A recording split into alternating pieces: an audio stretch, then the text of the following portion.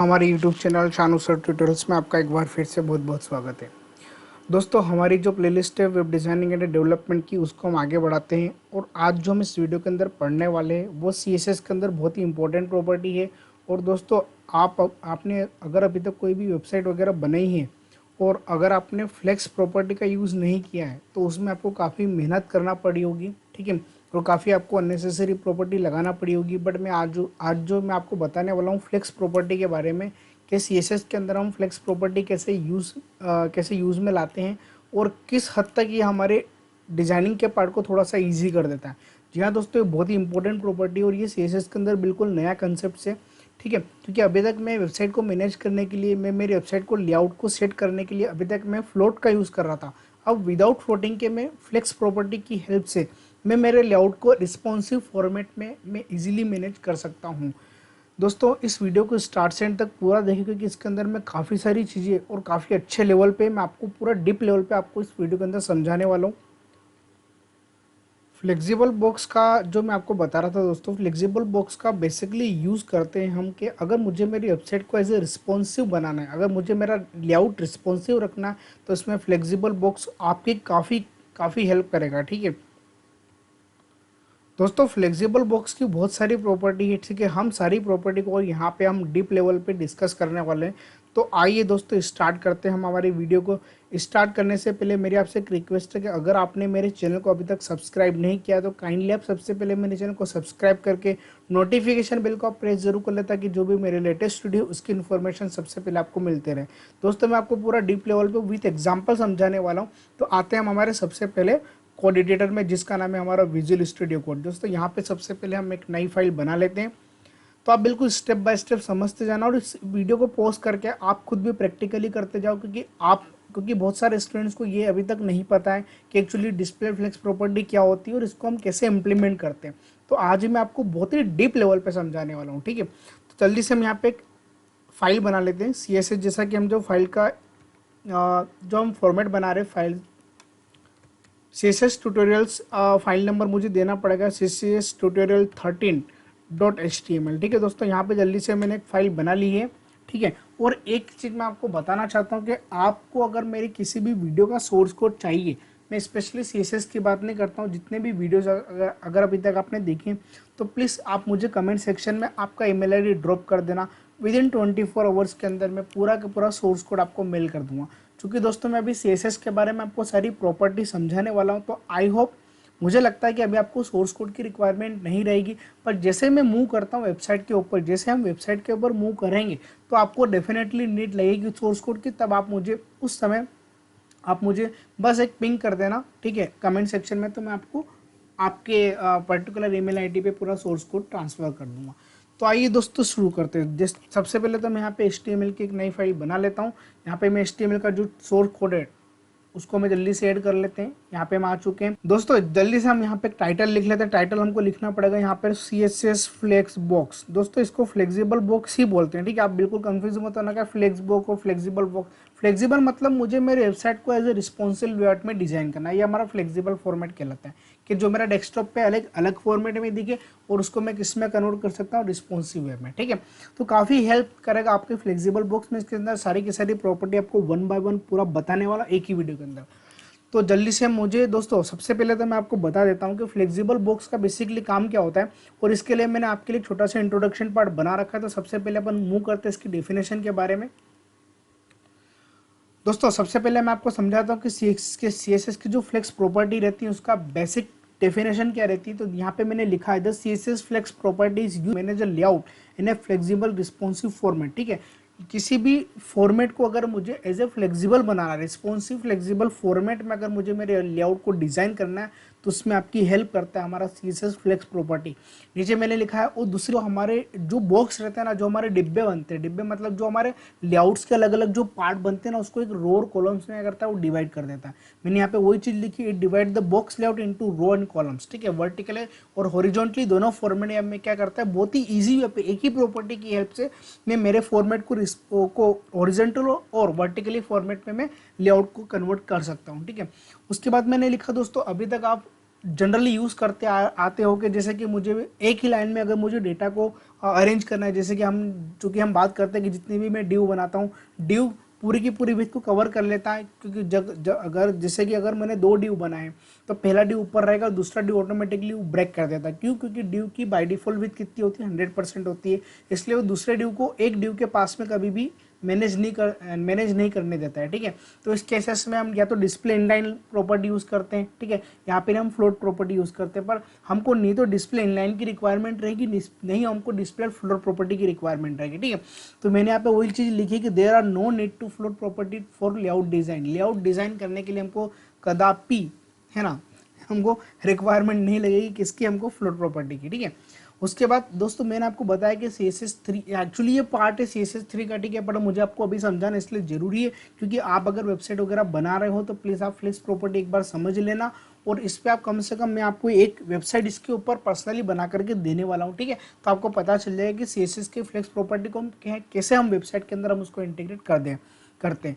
तो it's a new feature include in CSS के अंदर एक नया फीचर है। दोस्तों अब हम सबसे पहले तो स्टार्ट करते हैं। स्टार्ट करने से पहले मैं आपको बता देता हूं कि आपको अगर जैसे कि सपोज मान के चलो कि मैंने यहाँ पे 3 ड्यू बना रखे हैं, तो हमको उसका एक पेरेंट कंटेनर लेना जरूरी है, क्योंकि जो हम डिस्प्ले फ्लेक्स प्रॉपर्टी का हम जो यूज करेंगे ना, जो फ्लेक्सिबल प्रॉपर्टी का हम यूज करेंगे वो हमेशा पेरेंट पे क्या होता है, अप्लाई होता है। तो कैसे यूज करते हैं, आइए हम स्टार्ट करते हैं। दोस्तों सबसे पहले तो मैं यहाँ पे एक कंटेनर बना लेता हूँ। ठीक है, ड्यू डॉट कंटेनर, यहाँ पे मैंने कंटेनर बना लिया, कंटेनर मैंने यहाँ पे बना दिया। अब चूंकि मुझे कंटेनर की स्टाइलिंग करना पड़ेगी, पर यहाँ पर दोस्तों मैं छोटे छोटे से बहुत सारे ड्यू बना लेता हूँ। जैसे कि मैंने यहाँ पे लिखा ड्यू, और मुझे सबके लिए क्लास सेम देना पड़ेगी, तो ड्यू डॉट बॉक्स करके मैंने यहाँ पे क्लास बना दी है। ठीक है, अब चूंकि मुझे यहाँ पे कम से कम 4 से 5 ड्यू लेऊंगा तो आपको जल्दी से समझ में आएगा। मैं यहाँ पे, ठीक है, मैंने इतने सारे ड्यू बना दिए, सबकी ड्यू के मैं यहाँ पे ID चेंज कर देता हूँ। जैसे कि मैंने पहले ड्यू की ID कर दी, मैंने यहाँ पे सॉरी मैं यहाँ पे आइटम 1 कर देता हूँ। आइटम 1 मैंने यहाँ पे बना दिया है। ठीक है, सारे ड्यू के मैं यहाँ पे इंडिविजुअली ID दे देता हूँ। यहाँ पे मैं फर्स्ट की आइटम, सेकंड का मैंने आइटम 2 किया है, थर्ड का आइटम 3 किया है, फोर्थ का आइटम 4 किया है, आइटम 5 के लास्ट में कर दिया मैंने 6। मतलब मेरे पास यहाँ पे 6 ड्यू है, 6 मुझे अलग अलग ड्यू बनाना है, 6 मुझे अलग अलग बॉक्स बनाने हैं। ठीक है, और इन 6 बॉक्स को मैं किसके अंदर मैंने कंटेन कर दिया, एक ड्यू जिसकी क्लास का नाम क्या कंटेनर।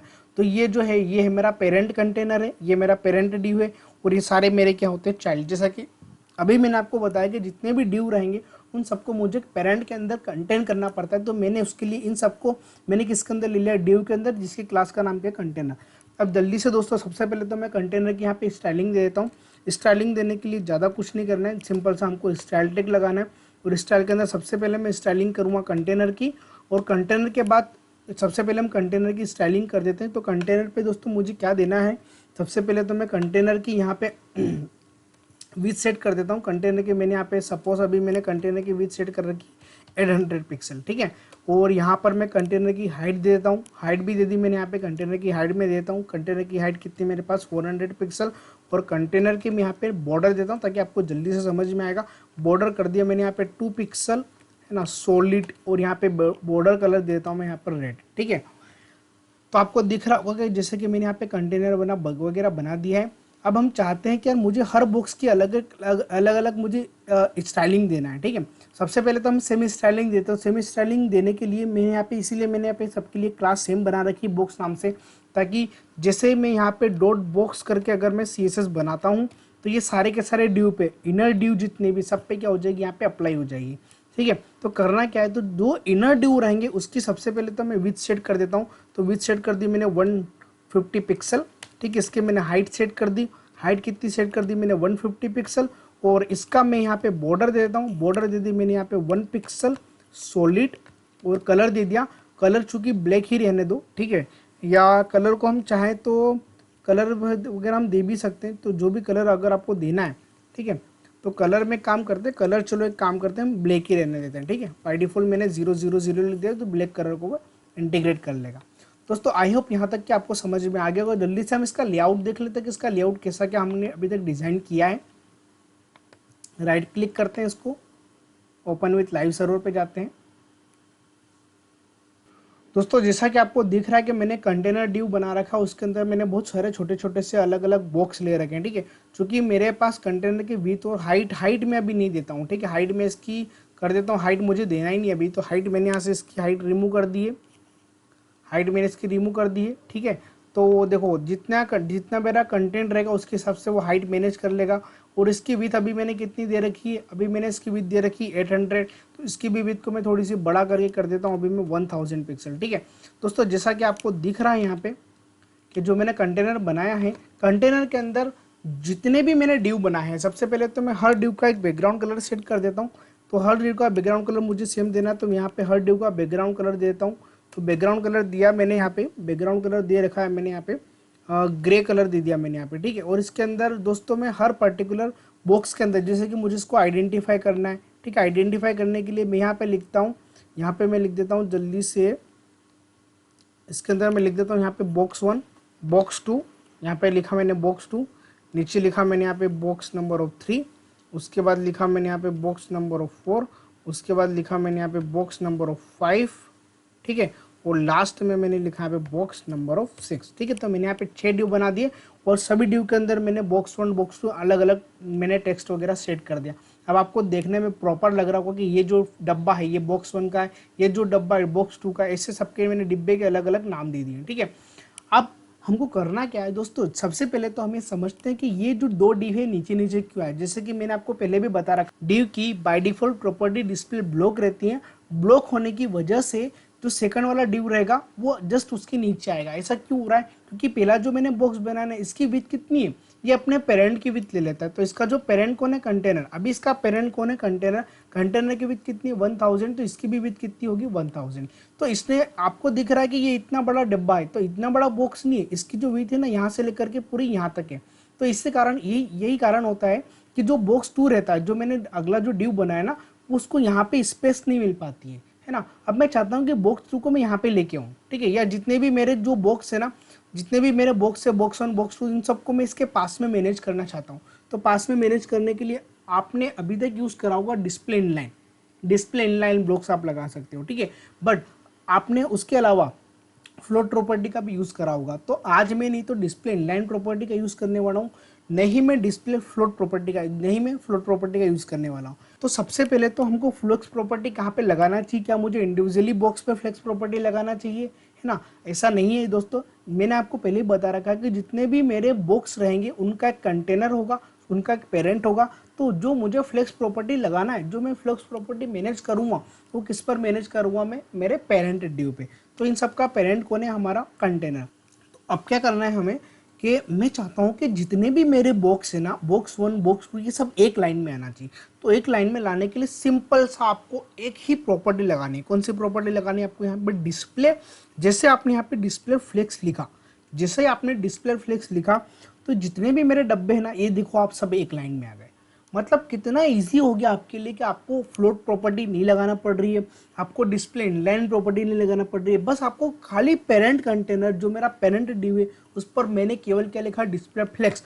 मतलब ये ऑटोमेटिकली जितने भी हैं मेरी एक ही रो में क्या हो गए, मेरे मैनेज हो चुके हैं। ठीक है, तो ये जो था मेरे हॉरिजॉन्टली, ये मैंने आपको पहले ही बता रखा है कि जो हमारा डेटा रहेगा, जो हमारे बॉक्स रहेंगे, वो या तो वर्टिकली फॉर्म में अरेंज होंगे या फिर किस फॉर्म में होंगे, वो हॉरिजॉन्टली फॉर्म में। ठीक है, तो अब आपने देखा कि कितना इजी हो गया मेरे लिए। मतलब अगर मैं मेरी वेबसाइट बना रहा हूँ, अगर मुझे अलग अलग बॉक्स को अगर मुझे एक ही लाइन में लेकर के आना है, तो सिंपल सा मैं एक पेरेंट बनाऊंगा और पेरेंट पे क्या लगा दूंगा, मैं डिस्प्ले फ्लेक्स, तो वो सारे के सारे एक लाइन में क्या हो जाएंगे, मेरे अरेंज हो जाएंगे। ठीक है, अब इनके बीच में स्पेस वगैरह कैसे देना है वो तो हम जनरली मार्जिन से भी कर सकते हैं, पर दोस्तों मैं स्टेप बाय स्टेप आपको सारी चीज़ें बताने वाला हूँ। ठीक है, चलो एक काम करते हैं, सबके बीच में हम स्पेस दे देते हैं, प्रॉपर स्पेस देते हैं। अब चूंकि मुझे सारे बॉक्स के अंदर स्पेस देना है, ठीक है, तो सारे बॉक्स की जो सारे जितने भी बॉक्स हैं उनकी मैंने एक क्लास सब पे सेम दे रखी, जिसका नाम है यहाँ पे बॉक्स। तो यहाँ पर सिंपली क्या करता हूँ, यहाँ पर मैं मार्जिन कर देता हूँ। मार्जिन कितना कर दिया मैंने यहाँ पे 10 पिक्सल, सिंपल सा मैंने मार्जिन कितना कर दिया 10 पिक्सल। और जैसे मैं इसको सेव करूँगा तो देखो सब पर्टिकुलर बॉक्स के बीच में पैरेलल स्पेस आ चुकी कितनी 10 पिक्सल। ठीक है, अभी थोड़ा सा अच्छा लग रहा है, बट मुझे मार्जिन हटाना पड़ेगी क्योंकि मैं आगे कोई ऐसी प्रॉपर्टी आपको बताऊंगा जिसमें मुझे मार्जिन की रिक्वायरमेंट नहीं रहेगी। ठीक है, तो अभी तो मैंने बॉक्स को सेट करने के लिए मैंने यहाँ पे मार्जिन प्रॉपर्टी सेट कर दी। अब हम बात करते हैं कि जैसे कि आपने जो लिखा है डिस्प्ले फ्लेक्स प्रॉपर्टी से एक ही रो में आ चुके हैं। ठीक है, अब हम वन बाय वन सारी की सारी प्रॉपर्टी, जितनी भी फ्लेक्स की प्रॉपर्टी उसके बारे में हम यहाँ पे डिस्कस करने वाले हैं। तो दोस्तों सबसे पहले तो मैं डिस्कस करूंगा यहाँ पे फ्लेक्स डायरेक्शन का। सबसे पहले हम किसके लिए बात करेंगे, फ्लेक्स डायरेक्शन के बारे में कि एक्चुअली फ्लेक्स डायरेक्शन होता क्या है। दोस्तों फ्लेक्स डायरेक्शन जो रहता है इसमें बहुत सारी वैल्यूज रहती है। ठीक है, सबसे पहली जो वैल्यू मैं आपको बताने वाला हूँ, इसके अंदर सबसे पहली वैल्यू जो रहती है रो। ठीक है, इसके अंदर सबसे पहली वैल्यू कौन सी होती है, रो। बट मैं आपको एक चीज समझा देता हूं कि अगर आपने फ्लेक्स डायरेक्शन नहीं भी लगाया है तो भी बाय डिफॉल्ट फ्लेक्स डायरेक्शन हमारा रो ही रहेगा। बाय डिफॉल्ट मेरा फ्लेक्स डायरेक्शन क्या रहता है, मेरा रो रहता है। ठीक है, अभी आप देखोगे कि यार सर कुछ भी तो चेंजेस नहीं हुआ है, जैसा पहले था एज इट इज वैसा के वैसा ही है। मैं इसको रिफ्रेश करके बताता हूँ, हालांकि लाइव सर्वर पे काम कर रहा है, यहाँ पे मुझे रिलोड करने की जरूरत नहीं पड़ती। क्यों, क्योंकि जब भी मैं कोई भी कंटेंट यहाँ पे चेंज करता हूँ, ठीक है, तो उसका रिफ्लेक्शन ऑटोमेटिकली कहाँ पे हो जाता है, मेरे ब्राउजर पे हो जाता है। ठीक है, इसके लिए मुझे यहाँ पे बार बार रिलोड करने की जरूरत नहीं पड़ती। यही कारण है कि मैं यहाँ पे लाइव सर्वर का यूज करता हूँ। ठीक है, तो चलो छोड़ते हैं इस चीज के। जो मैंने फ्लेक्स डायरेक्शन अगर मैंने रो लगा दिया है तो कुछ भी तो चेंजेस नहीं हुआ है। ठीक है, चेंजेस तो कुछ होगा नहीं क्योंकि मैंने फ्लेक्स डायरेक्शन क्या लगा रखा है, रो। और मैंने आपको अभी समझाया कि फ्लेक्स डायरेक्शन बाय डिफॉल्ट क्या होता है, मेरा रो। बट जैसे मैं फ्लेक्स डायरेक्शन को रो की जगह पर अगर मैं कॉलम करता हूँ, जैसे मैं फ्लेक्स डायरेक्शन को रो की जगह पर कॉलम करूंगा तो ऑटोमेटिकली क्या होंगे, जितने भी मेरे बॉक्स थे सब एक के नीचे एक आ चुके। मतलब मेरी एक्चुअल जो पुरानी कंडीशन है मैं वहीं पे आकर के क्या हो चुका हूँ, खड़ा हो चुका हूँ। तो मैंने आपको पहले बता रखा है कि या तो ये वर्टिकली डेटा अरेंज करता है या फिर हॉरिजॉन्टली। तो रो में अगर आप क्लिक करोगे तो हॉरिजॉन्टली रहेगा। ठीक है, अगर आप ऐसा करोगे, ठीक है, अगर आप कॉलम पे सेट करोगे तो पूरा वर्टिकली क्या हो जाएगा, मेरा डेटा को अरेंज कर, मेरे बॉक्स को वर्टिकली क्या करता है, अरेंज कर देता है। ठीक है, अब और कौन कौन सी प्रॉपर्टी होती है, आपने यहाँ पे रो के बारे में समझ लिया, आपने यहाँ पे कॉलम के बारे में समझ लिया। दोस्तों मैं यहाँ पे ना कमेंट सेक्शन में सारी की सारी चीज़ें मैं यहाँ पे लिखते जा रहा हूँ। ठीक है, मुझे अभी रो नहीं लगाना है। ठीक है, रो नहीं लगाना है, मैंने रो भी लगा के देख लिया, मैंने यहाँ पे कॉलम भी लगा के देख लिया है ना। क्योंकि मुझे आपको कोड कभी देना रहा इसलिए मैं सारी की सारी प्रॉपर्टी को ओवरराइड नहीं करना चाहता हूँ। अब बात करते हैं फ्लेक्स डायरेक्शन में और कौन कौन सी वैल्यूज होती है। तो फ्लेक्स डायरेक्शन में अब जो हमारी वैल्यू होगी, अब जो मैं बात कर रहा हूँ उसमें मैं बात कर रहा हूँ रो रिवर्स के बारे में। किसके बारे में, रो रिवर्स के बारे में। दोस्तों रो रिवर्स के बारे में, जैसे कि रिवर्स मतलब जो मेरा सबसे लास्ट वाला बॉक्स है, स्टाइलिंग सबसे पहले उस पर होती है। ठीक है, तो रो रिवर्स का आप जैसे आउटपुट देखोगे ना तो ही आपको समझ में आएगा एक्चुअली रो रिवर्स में क्यों बता रहा हूँ। ठीक है, अब आप देखोगे कि जो मेरा पहला बॉक्स है वो मेरा बॉक्स 6 है। पहले स्टाइलिंग किस पे होगी, बॉक्स 6 पे, उसके बाद बॉक्स 5 है, उसके बाद बॉक्स 4, उसके बाद बॉक्स 3, उसके बाद बॉक्स 2 है, और उसके बाद क्या मेरा बॉक्स 1 है। ठीक है, तो ऐसा आपको कहाँ पे जरूरत पड़ती है, इसकी आपको कहाँ पे रिक्वायरमेंट लगी। दोस्तों रिक्वायरमेंट कहाँ लगती है, तो ये तो आप जब वेबसाइट वगैरह बनाओगे तभी आपको पता चलेगा। बट मैं आपको छोटा सा डेमो बता देता हूँ। ठीक है, मैं आपको एग्जांपल बताता हूँ। सपोज क्या होता है कि जब भी मैं डाटाबेस में कोई भी डेटा को इंसर्ट करता हूँ तो डाटाबेस में क्या होता है, हर पर्टिकुलर प्रोडक्ट की एक आईडी जाती है। जैसे कि मैंने बॉक्स 1 डाला होगा तो बॉक्स 1 सबसे पहला मेरा पहला प्रोडक्ट है, बॉक्स 2 मेरा सेकंड प्रोडक्ट है, बॉक्स 3 मेरा थर्ड प्रोडक्ट है, बॉक्स 4 मेरा फोर्थ प्रोडक्ट है, ये मेरा फिफ्थ प्रोडक्ट है, और ये मेरा कौन सा प्रोडक्ट है, सिक्स्थ प्रोडक्ट है। ठीक है, अभी मैं इसको वापस से अपने एक्चुअल वेब पेज को मैं हटा देता हूँ। ठीक है, तो अभी आपको यहाँ पे बॉक्स 1 दिख रहा है, बॉक्स 2, बॉक्स 3 से बॉक्स 3 दिख रहा है। अब मैं चाहता हूँ कि जिससे कि मैंने कोई नया प्रोडक्ट डाला तो वो हमेशा कहाँ जाएगा, बॉटम में जाएगा। ठीक है, तो मैं चाहता हूँ कि जैसे जैसे मेरे प्रोडक्ट जाएं तो मुझे बॉटम में शो नहीं करना है, वो मुझे कहाँ पे शो करना है, टॉप पे। टॉप मतलब सबसे पहले जो मेरी, जैसे कि न्यूज़पेपर की वेबसाइट में क्या होता है, अब आप खुद सोचो कि जैसे कि आज की मैंने अगर 5 न्यूज़ डाली तो कस्टमर अगर मेरी वेबसाइट पे आएगा तो उसको 5 न्यूज़ सबसे पहले दिखना चाहिए, है ना।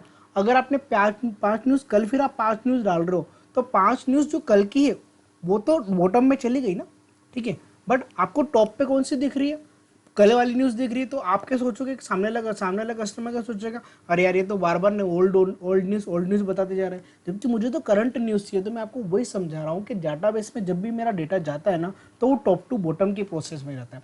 मैं चाहता हूँ कि जो मेरा डेटा डिस्प्ले हो वो बॉटम टू टॉप डिस्प्ले होना चाहिए। मतलब जो मेरा सबसे लास्ट वाला जो डेटा है ना, लास्ट वाला जो मेरा सबसे पहला डी ये सबसे पहले कहाँ पे आना चाहिए, मेरा टॉप पे आना चाहिए।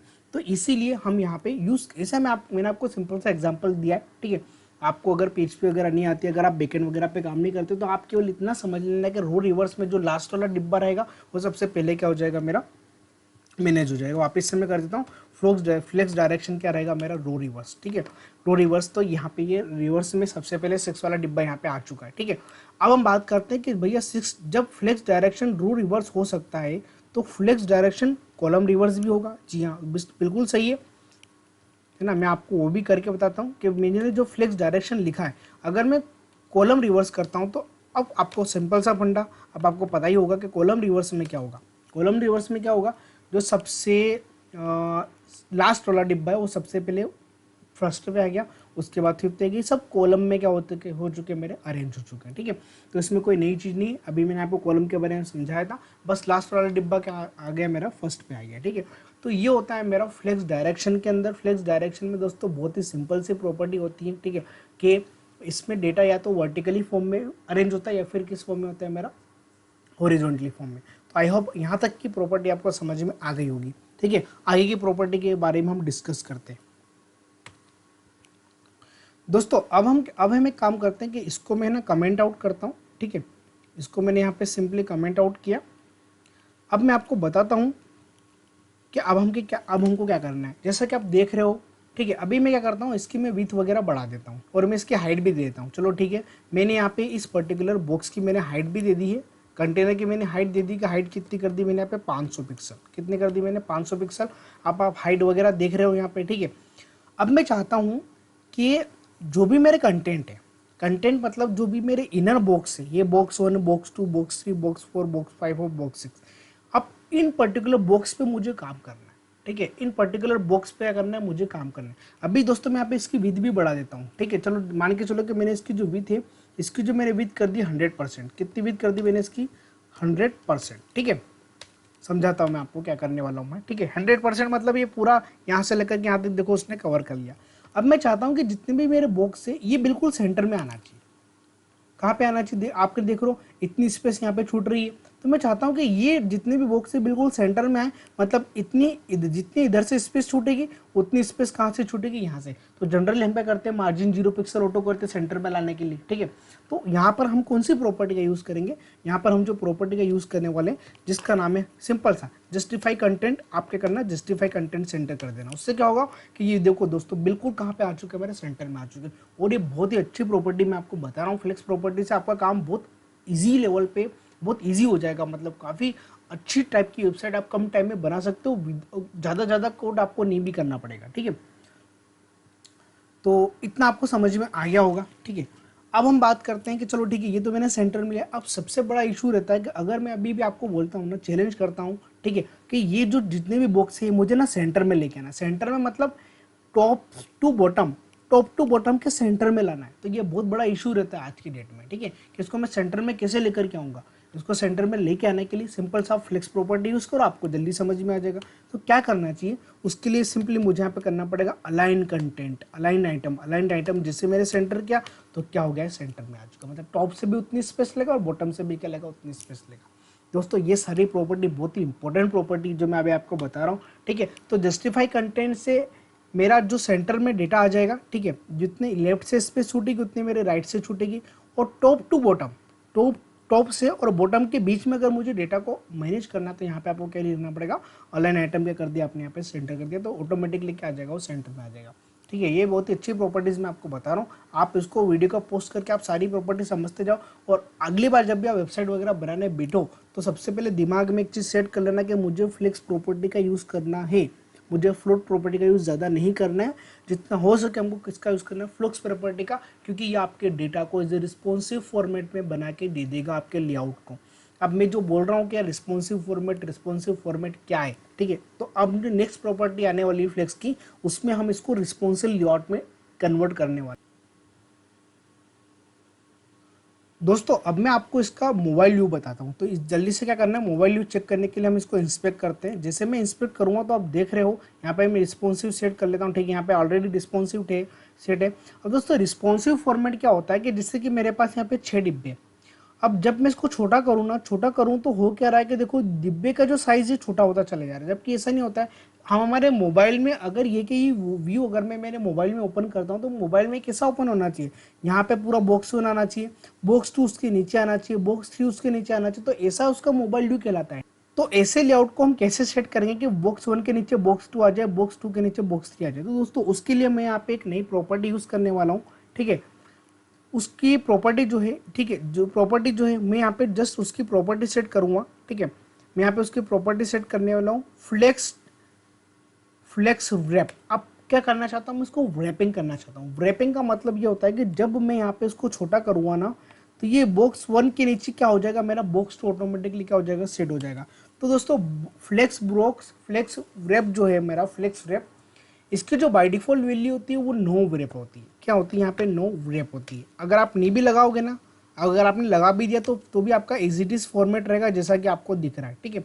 बट मैं चाहता हूँ कि इसको मुझे रिस्पॉन्सिव फॉर्मेट में कन्वर्ट करना है। मैं चाहता हूँ कि जिससे मैं इसको रैप करूँ तो ये बॉक्स 1 के नीचे क्या हो जाए, मेरा बॉक्स 2 हो जाए। ये डिब्बे छोटे नहीं होना चाहिए, डिब्बे के साइज एक्चुअल होना चाहिए, बट उस बॉक्स 1 के नीचे क्या हो जाना है, मेरा बॉक्स 2 मैनेज हो जाना चाहिए। तो ऐसा हम कैसे करेंगे, ऐसा अगर आपको करना है तो उसके लिए आपको सिंपली यहाँ पे लिखना पड़ेगा रैप। क्या करना पड़ेगा आपको, जैसे आपने यहाँ पे रैप किया तो आप देख रहे हो कि देखो बॉक्स 1 बॉक्स 2 बॉक्स 3, ठीक है। इसके नीचे उसने इतनी स्पेस ले ली। अब जैसे मैं इसको थोड़ा बड़ा करूँगा तो ये एक रो में आते जाएंगे, जैसे मैं इसको छोटा करूँगा तो कॉलम में क्या होते जाएंगे, डिवाइड होते जाएंगे। देखो दोस्तों अब आपको दिख रहा बॉक्स, और मोबाइल में भी ऐसा ही रहेगा, बॉक्स 1 के नीचे बॉक्स 2 रहेगा, बॉक्स 3 के नीचे बॉक्स 3 रहेगा। अब चूंकि ये छोटा क्यों दिख रहा है, अब आप बोलोगे सर ये तो बहुत छोटा दिख रहा है ना। तो मैंने क्या कर रखा है, मैंने यहाँ पे क्या कर रखा है, कंटेनर की हाइट मैंने कम कर रखी। जैसे मैं कंटेनर की 100% करता हूँ तो आपके जितने भी बॉक्स रहेंगे वो सारे बॉक्स आपको रेड कलर जो मेरा कंटेनर है उसके अंदर ही क्या होंगे, सारे बॉक्स अरेंज हो चुके हैं। तो ये होता है हमारा रैपिंग का कंसेप्ट, ठीक है। कि रैपिंग का मतलब क्या होता है कि उसको रिस्पॉन्सिव लेआउट में अगर मुझे कन्वर्ट करना है तो सिंपली दोस्तों आप क्या करना पड़ेगा, आप चाहते हो कि जैसे कि मेरी गैलरी है, मुझे गैलरी पेज बनाना है। अब गैलरी पे तो मेरे बहुत सारी इमेजेस है, बट उस इमेजेस को जब मैं मोबाइल व्यू पे ओपन करूँगा तो हर इमेज के नीचे दूसरी इमेज आना चाहिए। ऐसा नहीं कि एक के पास में दूसरी इमेज आ रही, ये मोबाइल व्यू के लिए बहुत ही गलत चीज़ है, ठीक है। तो ऐसा करने के लिए सिंपली क्या करना, आप उस जो आपका पेरेंट डिव है उसको आप डिस्प्ले फ्लेक्स कर देना, ठीक है। और उसमें आप फ्लेक्स रैपिंग क्या कर देना, रैप कर देना। सिंपल आप रैप करोगे तो जब उसका मोबाइल व्यू पे कन्वर्ट होगा, वो चीज़ जब मोबाइल पे ओपन होगी तो एक इमेज के नीचे दूसरी इमेज ऑटोमेटिकली क्या हो जाएगी, वो सेट हो जाएगी। और यही हमको करना है, यही हमको सीखना था कि कैसे मैं रिस्पॉन्सिव लेआउट बना सकता हूँ फ्लेक्स प्रॉपर्टी या फ्लेक्सिबल बॉक्स प्रॉपर्टी की मदद से, ठीक है। आई होप इतना आपको समझ में आ गया होगा। अब बहुत ही छोटी छोटी सी प्रॉपर्टी बची, जल्दी से हम उसके बारे में समझ लेते हैं, ठीक है। हालांकि मैंने आपको प्रॉमिस किया है कि मैं इस डिस्प्ले फ्लेक्स की हेल्प से मैं आपके लिए एक वेबसाइट का छोटा सा पार्ट बना करके लेके आऊँगा, ठीक है। एक वीडियो में आपके लिए बहुत जल्दी बनाने वाला हूँ, ठीक है। तो आप केवल भी प्रॉपर्टी कंसेप्ट वगैरह समझ लो, जब मैं वेबसाइट बनाऊँगा तो आपको डेफिनेटली समझ में आ जाएगा कि कहाँ पे हमको डिस्प्ले फ्लेक्स प्रॉपर्टी का यूज़ करना चाहिए, ठीक है। दोस्तों आगे बढ़ते हैं।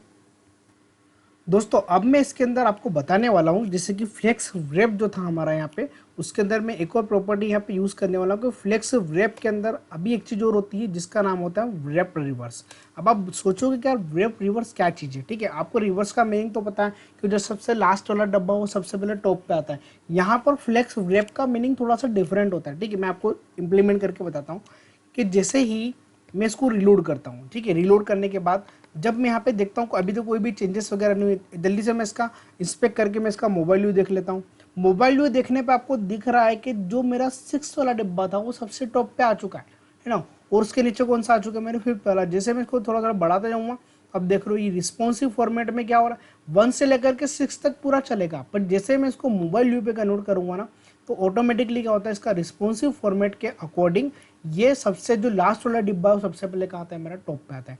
अभी ऐसा क्यों हो रहा है, अभी मैं आपको समझाता हूँ, ठीक है। अभी मैं इसकी जस्ट मैं इसकी ना हाइट आपको इंप्लीमेंट करके बताता हूँ कि जैसे कि मैंने हाइट को यहाँ पे अगर चेंजेस किया है, अभी मैंने हाइट कितनी कर दी, 500 पिक्सल। अब आप देखना रैप रिवर्स का मीनिंग यहाँ पे क्या हो जाएगा, मेरा चेंज हो जाएगा। अब आप देख रहे हो कि जो मेरा स्टार्ट से जो मेरा टॉप से स्टार्ट हो रहा था वो मेरा कहाँ से स्टार्ट हो रहा है, सारे डिब्बे मेरे बॉटम से स्टार्ट हो रहे हैं। अब बॉटम से स्टार्ट हो रहा है यहाँ तक तो ठीक है, इसका मैं इंस्पेक्ट करके भी आपको बता देता हूँ। इंस्पेक्ट कर रहा हूँ तो आप देखोगे अब आपको दिख रहा है कि यहाँ पे बॉक्स 3 बॉक्स 2 और बॉक्स 1 ही आ रहा है। क्यों आ रहा है, ऐसा क्यों हो रहा है, ऐसा इसलिए हो रहा है जैसा कि मैं बढ़ाते जाऊँगा तो मेरा कंटेंट मुझे यहाँ पे दिखता जाएगा। ऐसा क्यों हो रहा है, क्योंकि मैंने अभी हाइट दे रखी है। तो हाइट को मैं अगेन कितना कर देता हूँ, 100%। जैसे मैं हाइट को 100% करूँगा तो मेरा डेटा ऑटोमेटिकली क्या हो जाएगा, सेट हो जाएगा। अब आप देख रहे हो यहाँ पे सबसे पहले मेरा 6 वाला डिब्बा आएगा, उसके बाद 5 वाला आएगा, उसके बाद 4 वाला आएगा, मतलब ये सारे के सारे डिब्बे मुझे यहाँ पे दिखने लगे। तो ये था हमारा flex wrap, flex no wrap जो बाय डिफॉल्ट होता है, और उसके बाद जो मैंने एक प्रॉपर्टी लिखी कौन सी, फ्लेक्स रिवर्स के बारे में। ठीक है दोस्तों, आई होप आपको यहाँ पे फ्लेक्स व्रैप के बारे में समझ में आ गया होगा। ठीक, अब हम चाहते हैं दोस्तों कि मैं दो प्रॉपर्टी को एक साथ लगाना चाहता हूँ, दो वैल्यू को मैं एक साथ लगाना चाहता हूँ। मतलब मुझे ऐसी प्रॉपर्टी का यूज़ करना है जिसमें मुझे रो प्रॉपर्टी भी इंप्लीमेंट करनी है, रो वैल्यू भी इंप्लीमेंट करनी है, और मुझे उसके अंदर वेव का भी कंसेप्ट एक साथ लगाना है। ठीक है, वैसे अगर आपको ऐसा करना है, अगर आपको मल्टीपल वैल्यूज़ को अगर आपको एक साथ लिखना है, ठीक है, तो उसको लिखने के लिए आपको यहाँ पे सिंपल यूज़ करना पड़ेगा फ्लेक्स फ्लो का। फ्लेक्स फ्लो जैसे आप लिखोगे, तो जैसे कि मैं चाहता हूँ कि यहाँ पे मुझे दो प्रॉपर्टी यूज़ करना है, एक तो मेरा रो रिवर्स में हो जाना चाहिए, रो रिवर्स हो जाना चाहिए, और दूसरा मुझे क्या करना है, उसको व्रैप भी करना है। दोनों एक साथ करना है, दोनों एक साथ हो जाएंगे। जल्दी से चला के देख लेते हैं। देखो, रो रिवर्स हो रही है, आपको रो रिवर्स में दिख रहा है, और व्रैप भी होगा, व्रैप भी होगा। व्रैप कब होगा मैं आपको इसको इंस्पेक्ट करके बताता हूँ। देखते हैं ये व्रैपिंग में आ रहा है कि नहीं आ रहा है। दोस्तों बिल्कुल से आ रहा है, बॉक्स बना रहा है, बॉक्स 2 आ रहा है, बॉक्स 3 आ रहा है। जैसे जैसे आप बढ़ाते जाओगे वैसे वैसे उसके अकॉर्डिंग क्या करता जाएगा, वो मैनेज करता जाएगा। ठीक है, तो ये होता है हमारा, ये व्रैपिंग का भी काम कर रहा है। ठीक है, व्रैप भी कर रहा है, और हमारा रो रिवर्स पे भी क्या होता है, सारी चीज़ें मैनेज हो रही हैं। ठीक है, इसको मैं अगेन रो कर देता हूँ, तो आपके लिए लेफ्ट से स्टार्ट होगा, है ना।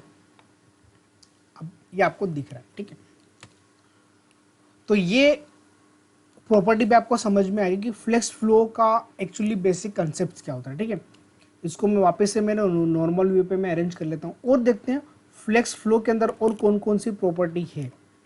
फ्लेक्स फ्लो के अंदर कौन कौन सी प्रॉपर्टी है।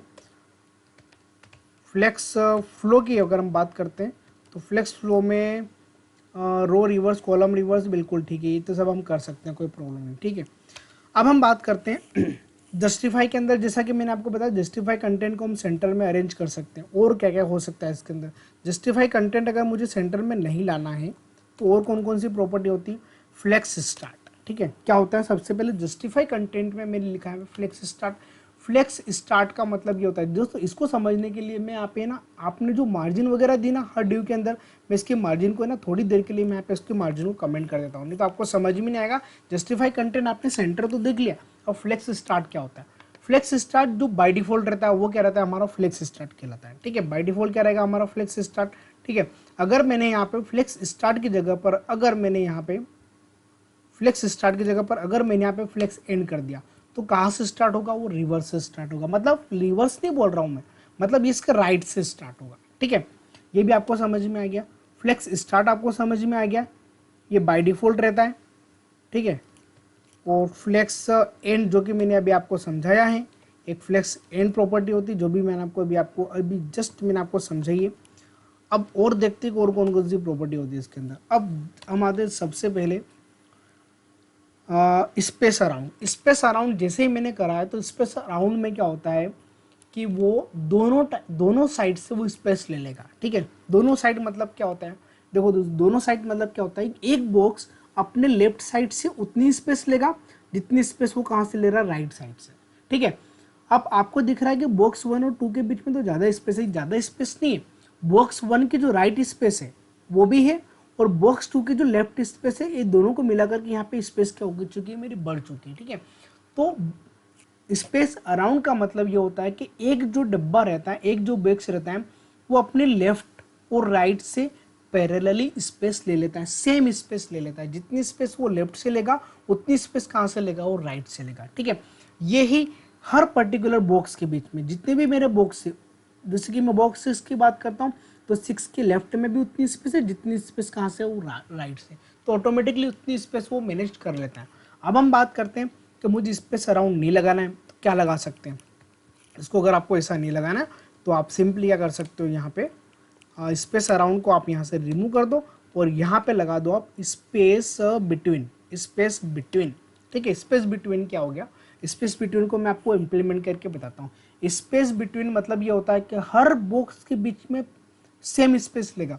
अब बॉक्स 1 और बॉक्स 2 के बीच में सेम स्पेस है, बॉक्स 2 और बॉक्स 3 के बीच में सेम स्पेस है, बॉक्स 3 और बॉक्स 4 के बीच में सेम स्पेस, मतलब हर पर्टिकुलर इनर ड्यू के अंदर इनर डिव के हर बॉक्स की जितनी भी स्पेस है वो सब बिल्कुल सेम लेता है। मतलब ये लेफ्ट और राइट से नहीं ले रहा है, लेफ्ट और राइट से स्पेस अराउंड लेता है, स्पेस बिटवीन कभी लेफ्ट राइट से नहीं लेता, दो बॉक्स के बीच में एक सेम स्पेस को क्या कर देता है, मैनेज कर देता है। ठीक है, तो ये ही ये प्रॉपर्टी है हमारी, कौन सी प्रॉपर्टी है जो मैंने आपको बताई, स्पेस बिटवीन करके। ठीक है दोस्तों, आई होप आपको इतनी सारी प्रॉपर्टी समझ में आ गई होगी। ठीक है, और भी प्रॉपर्टी है छोटी छोटी सी, अब मैं आपको प्रॉपर्टी एक दो चीज़ें समझा देता हूँ कि सपोज जैसे कि अभी मैंने यहाँ पे विथ 100% कर रखी, अभी मैं इसकी विथ 100% से हटा देता हूँ। मान के चलो कि मैंने इसकी विथ क्या कर दी, 100% से हटा दी, तो कि वो बाय डिफॉल्ट कितनी लगा 100%।